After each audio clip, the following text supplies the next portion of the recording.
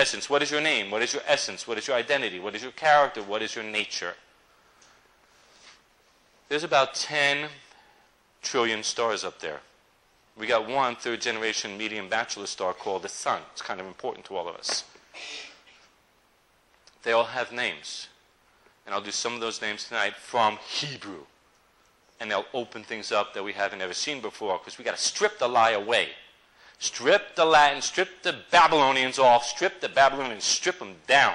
Strip the Persians off and get back God's names, because instead of worshiping God and looking at the stars, which is your Bible in the sky, which is how everybody in the world could see, because they lay back and watch the first full-screen movie all night.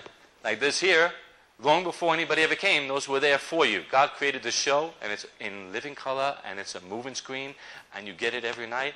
And this is knowledge from Adam down. And by the time it became prostituted, God started to put these things in the Bible. And you have hints of that in the book of Job.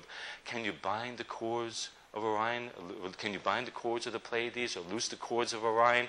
The only two gravitationally bound systems up there. How did you know they were binding? How did you see gravity up there, guys, back then?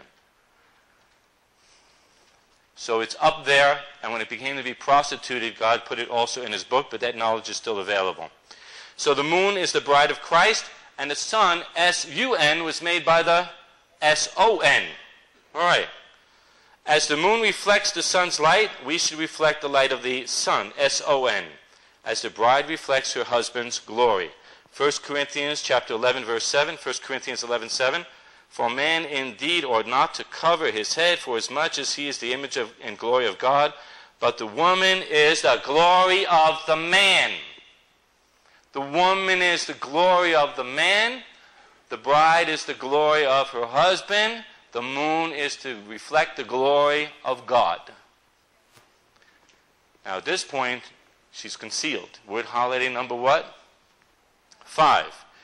Now, there's 2 trumpets of God in the Bible. This throws a lot of people that end up in mid-trib, post-trib, all over the map, because they don't know Hebrew, they don't know the language, they don't know the customs, they don't know the culture, exactly where those potholes are. And I've seen them go into time and time again. There are 2 trumpets of God in the Bible. Shofar is a trumpet, Shofrei Elohim. These are trumpets of God. There's only 2. Why are there only 2, he asked. Good question. It's based on Genesis 22 with Isaac and Abraham. Isaac is a proto-martyr, a picture of Christ. Genesis 22, Abraham sees a ram caught behind him in a thicket, correct? And switches his son out for the ram as a type of the Son of God yet to come. Abraham represents God. Isaac represents, as his son, the Son of God, going up in agreement together.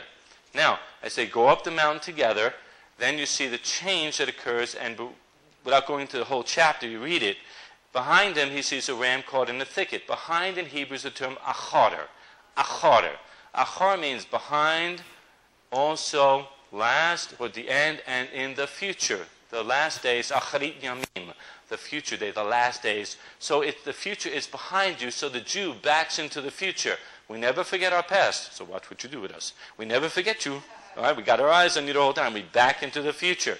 So the ram caught behind him in a thicket is what Jesus himself, Yeshua, is talking about. And Jesus talks in John 8, you start at about 53, 55, to the end at 59, John 8. He says, Abraham saw my day and was glad. And the rabbis back then go, hey, you're not even 50 years old. Could have been 500, it wouldn't have mattered. He said, Amen, amen, lego humin, prin Abraham agenestai egoim me. In Greek, he said, truly, truly, or amen, amen, from the Hebrew, I say to you, before Abraham was, I am. The timeless I am, that's used of God himself.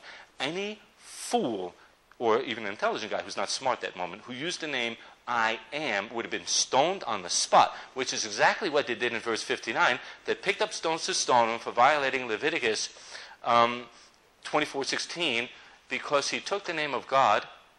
Only God can use his name. Right. He did. And he went right through their midst. Okay? So, they picked up stones to stone him. He saw a ram caught behind him in a thicket. Now, that ram has 2 horns. That's the basis of the first and last trumpets of God. The first trumpet, because the ram represents Christ. He came first in the spring feast, and fulfilled. Passover, unleavened bread, first fruits, Pentecost. The second series, 5, 6, 7, all right, it comes up is the second part. Now the first trumpet has already sounded.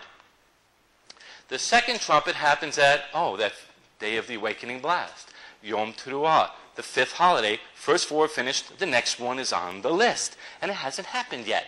And he does them in order. He doesn't skip around. So there's no way around this here. It has to be in order for many reasons.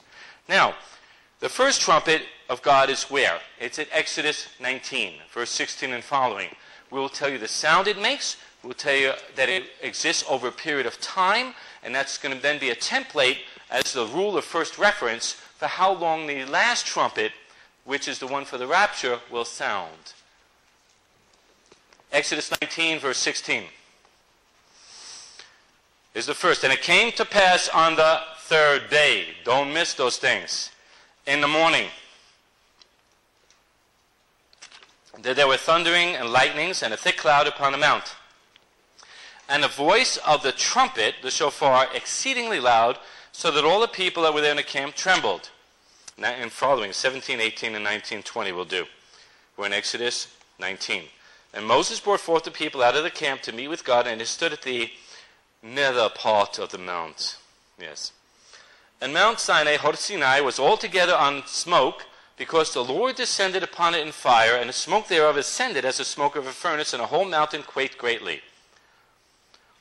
And when, and kol ha-shofar holech v'chazek ma'od, and the voice of the trumpet sounded long and got louder and louder, kol ha-shofar holech v'chazek ma'od, and God answered Moses, God answered him by a voice. 19:20. And the Lord came down upon Har Sinai on the top of the mount, and the Lord called Moshe up to the top of the mount, and Moses went up. Go back to 19. The voice of the trumpet, the sound of the shofar. This is the only other trumpet of God. The next one's the rapture trumpet. This is the only other one. This forms a template because it tells us how this operates. Both from the ram. The Lord, the trumpet sounds what? It sounded long. This is the Hebrew word holech, from lalechet. It's not the best translation. It's the term that's used to walk. Lalechet, to walk. And the trumpet sounded walking. It took a period of time, and it got louder and louder. There's time the people react. There's time for Moses to go up the mountain. All right, remember that. It'll come up important a little bit later. The trumpet is not. In rabbinical teaching, you have different blasts of the trumpet on Rosh Hashanah. All right? Tekiah, Shivraim, Teruah, and then Tekiah Gdolah. There's blasted in series that adds up to 99 times. The 100th blast would be more emblematic of what your brother and mine Buck did graciously a little bit earlier. Tekiah Gdolah, it's a long, sustained blast, as long as you can hold it. Now the difference is we run out of air. Although some people can hold it longer, but this is usually a limitation.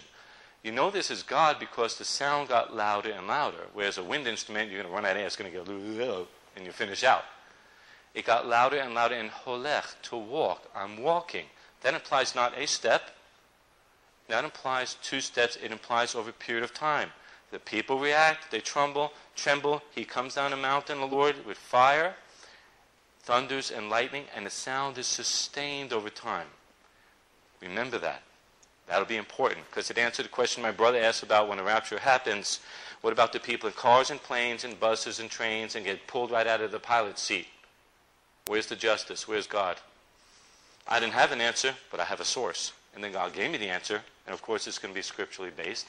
And we gave it to him, and my brother goes, that's good.